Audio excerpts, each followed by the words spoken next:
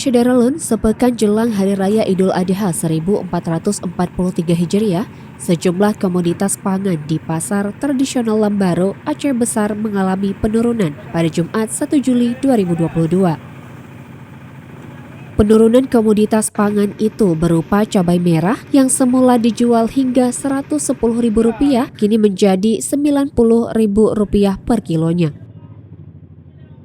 Cabai rawit kini juga dijual sebesar Rp80.000 dan telur ayam ras semula dijual Rp55.000 mengalami penurunan sampai Rp10.000.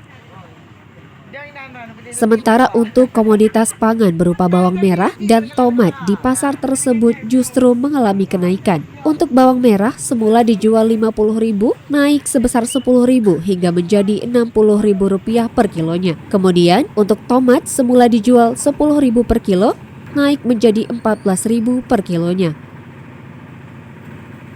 Hardi, salah seorang pedagang di pasar tersebut, mengaku penurunan sejumlah komoditas pangan itu sudah terjadi sejak 2 hari terakhir.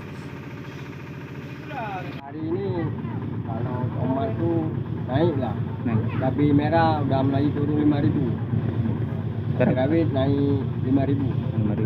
Berarti standar kita jual sekarang ini kisaran berapa nih? Kalau cabai 90 udah. Tapi permintaan masyarakat saat ini gimana nih Pak? Tinggi atau? Permintaan masyarakat kalau 2 hari ini masih biasa. Tapi 5 hari selang nanti baru ramai orang. Dari Aceh Besar, Indra Wijaya, Serambi On TV.